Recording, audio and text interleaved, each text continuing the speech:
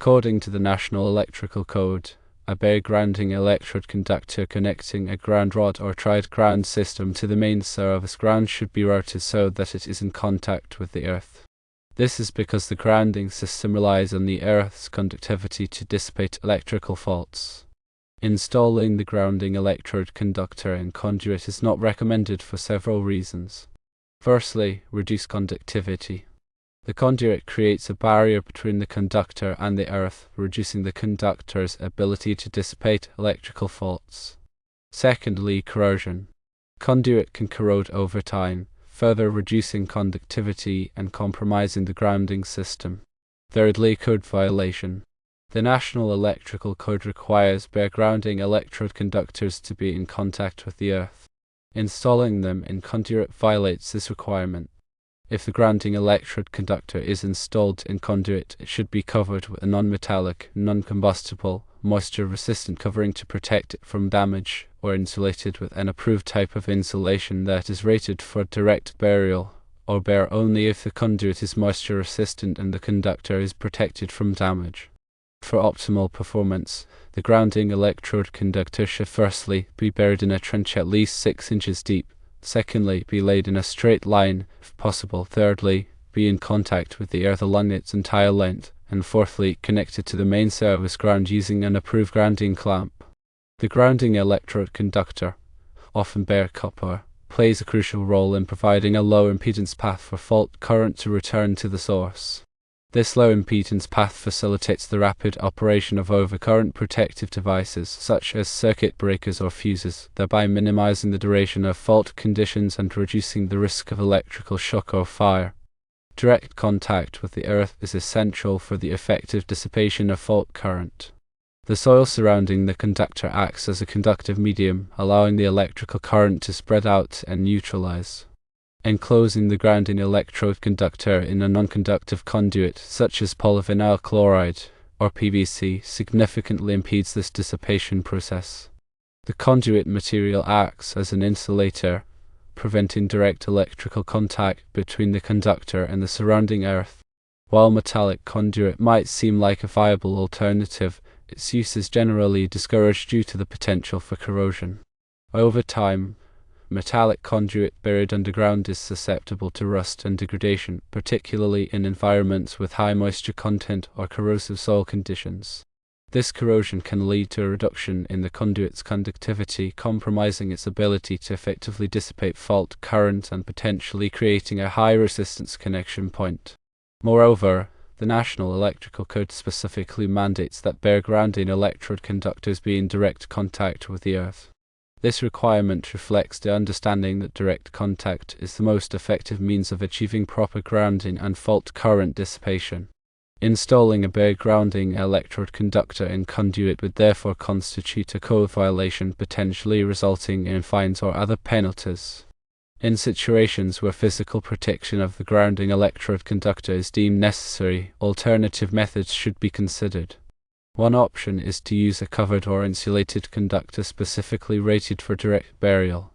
These conductors are designed with a protective outer layer that shields the copper core from moisture, abrasion, and other environmental factors. The insulation material is typically a durable, moisture-resistant compound that maintains its integrity over time, even when exposed to harsh soil conditions. Another approach is to install the grounding electrode conductor within a shallow trench, providing a degree of physical protection without completely isolating the conductor from the earth. The trench should be deep enough to prevent accidental damage from gardening tools or other surface activities, but shallow enough to ensure that the conductor remains in direct contact with the surrounding soil. Regardless of the installation method chosen, it is crucial to ensure that the grounding electrode conductor is properly connected to the main surface ground using an approved grounding clamp. The grounding clamp provides a secure, low-resistance connection between the conductor and the grounding electrode system, ensuring the fault current can flow freely and safely. When selecting a grounding clamp, it is important to choose a model that is specifically designed for use with the type of conductor and grounding electrode being used. For example, a clamp designed for use with copper conductors should not be used with aluminum conductors, as this can lead to galvanic corrosion. Similarly, A clamp designed for use with ground rods should not be used with other types of grounding electrodes, such as ground plates or concrete encased electrodes. The National Electrical Code provides detailed guidelines on the proper installation of grounding electrode conductors and grounding clamps. These guidelines are intended to ensure that grounding systems are installed safely and effectively, protecting people and property from the hazards of electrical shock and fire. It is essential to consult the latest edition of the National Electrical Code and to follow all applicable requirements when installing grounding systems. In addition to the National Electrical Code, local electrical codes and regulations may also apply. These local codes may impose additional requirements or restrictions on the installation of grounding systems. It is important to check with the local authorities to determine whether any such codes or regulations are in effect. Proper grounding is a critical aspect of electrical safety. A properly installed and maintained grounding system provides a low impedance path for fault current to return to the source, facilitating the rapid operation of overcurrent protective devices and minimizing the duration of fault conditions. This helps to prevent electrical shock, fire, and other hazards. Grounding electrode conductors must be sized according to the National Electrical Code Table 250.66, based on the size of the ungrounded service conductors.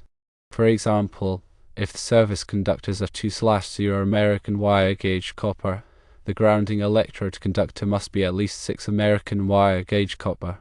The grounding electrode conductor must be continuous, meaning it cannot have any splices. It must also be protected from physical damage. If it is exposed to physical damage, it must be installed in rigid metal conduit, intermediate metal conduit, rigid polyvinyl chloride conduit, or electrical metallic tubing. However, as previously discussed, running a bare grounding electrode conductor inside conduit defeats the purpose of having it in direct contact with the earth. There are a few exceptions to the rule that the bare grounding electrode conductor must be in direct contact with the earth. Firstly, if the soil is very dry or rocky, it may be necessary to install the grounding electrode conductor in conduit to protect it from physical damage. Secondly, if the grounding electrode conductor is installed in a concrete footing or foundation, it may be necessary to install it in conduit to protect it from corrosion. In these cases, the conduit must be bonded to the grounding electrode conductor at both ends. The National Electrical Code also allows the use of a ground ring as a grounding electrode. A ground ring is a bare copper conductor that is buried in the earth in a circle around the building. The ground ring must be at least 20 feet long and must be buried at least 30 inches deep. The ground ring must be connected to the building's grounding system. The use of a ground ring can be an effective way to improve the grounding of a building, especially in areas with poor soil conditions. In summary, the best practice for installing a grounding electrode conductor is to bury it directly in the earth without any conduit. This ensures that the conductor is in direct contact with the earth, which is essential for proper grounding and fault current dissipation. If physical protection of the conductor is necessary, alternative methods should be considered, such as using a covered or insulated conductor specifically rated for direct burial. Always consult the National Electrical Code and local electrical codes for specific requirements and guidelines. The importance of a properly installed grounding system cannot be overstated. It is a critical safety feature that protects people and property from the hazards of electrical shock and fire. By following the guidelines and recommendations outlined in the National Electrical Code and other relevant standards, electricians and other qualified professionals can ensure that grounding systems are installed safely and effectively. Remember to always energize electrical circuits before working on them and to follow all applicable safety precautions. Electrical work can be dangerous, and it is important to take the necessary steps to protect yourself and others from harm. If you are not qualified to perform electrical work, it is best to hire a licensed electrician to do the job. A licensed electrician has the training and experience necessary to perform electrical work safely and correctly. In addition to installing grounding systems, licensed electricians can also perform a variety of other electrical services, such as wiring new homes, repairing electrical problems, and upgrading electrical panels. When hiring an electrician, it is important to choose someone who is licensed, insured, and experienced. You should also ask for references and check them carefully. A reputable electrician will be happy to provide you with references and answer any questions you may have. The grounding electrode conductor plays a vital role in the overall safety and performance of an electrical system. Its proper installation is essential for ensuring that fault currents are safely dissipated, protecting people and property from the hazards of electrical shock and fire.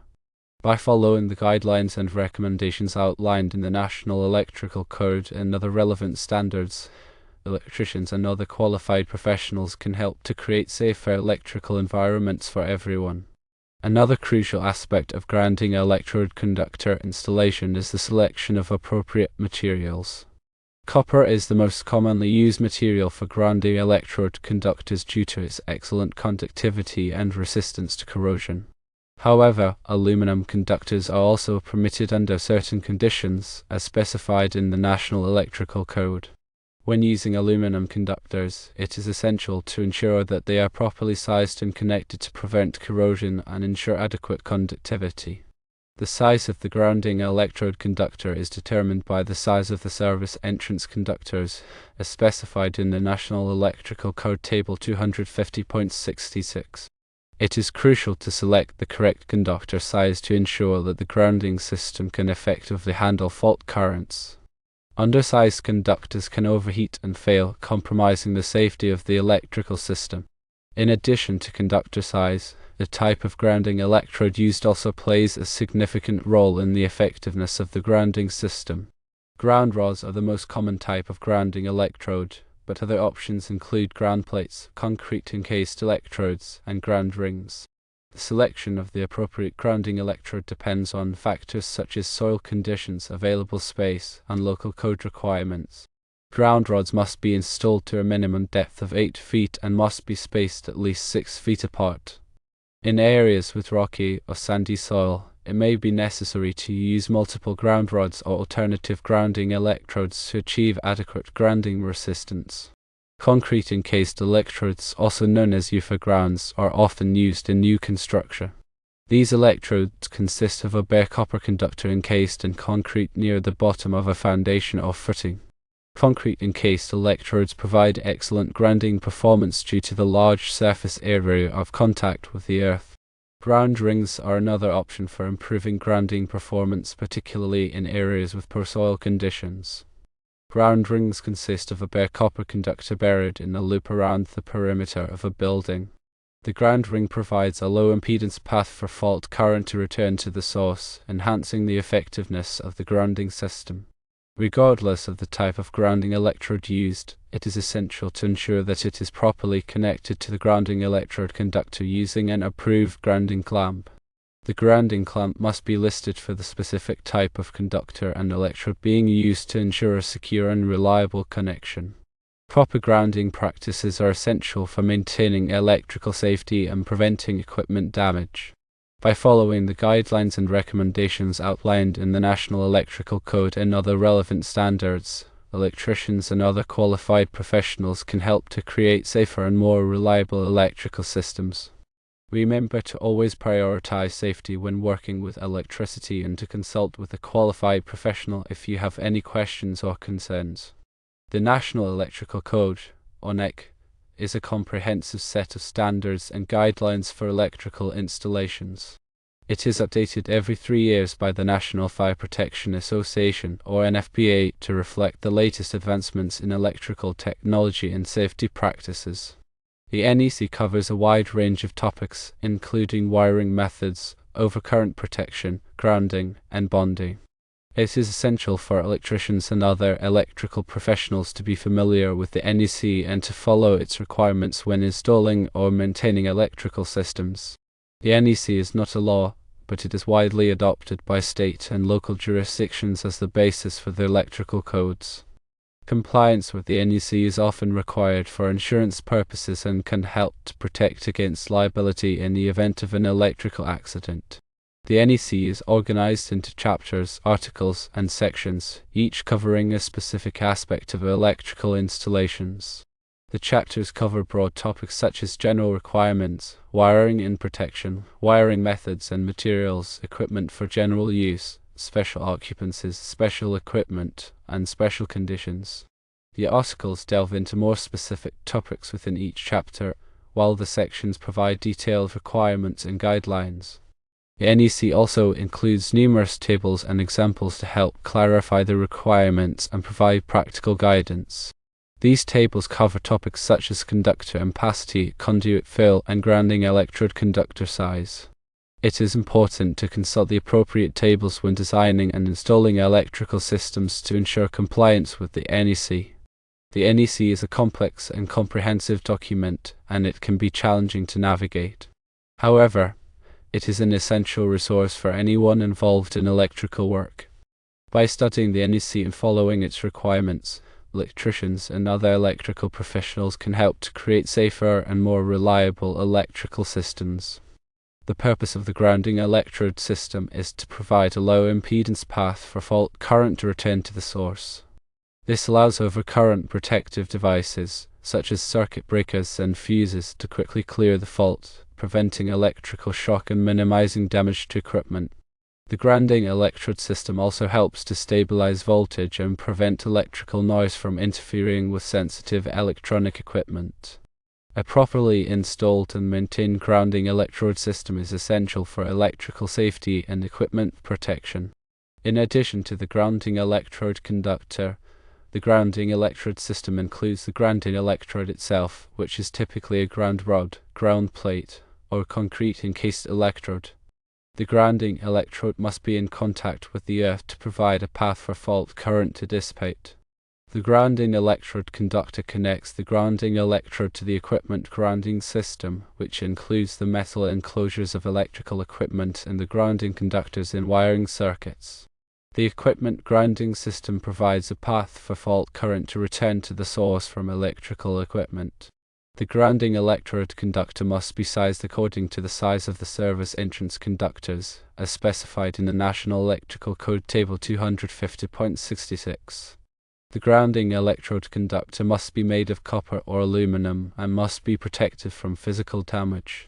The grounding electrode conductor must be connected to the grounding electrode using an approved grounding clamp. The grounding clamp must be listed for the specific type of conductor and electrode being used to ensure a secure and reliable connection. The grounding electrode system must be tested periodically to ensure that it is functioning properly. The resistance of the grounding electrode system should be as low as possible, ideally less than 25 ohms. A high-resistance grounding electrode system can impede the flow of fault current, increasing the risk of electrical shock and equipment damage. The grounding electrode system is a critical component of the electrical system and must be properly installed and maintained to ensure electrical safety and equipment protection.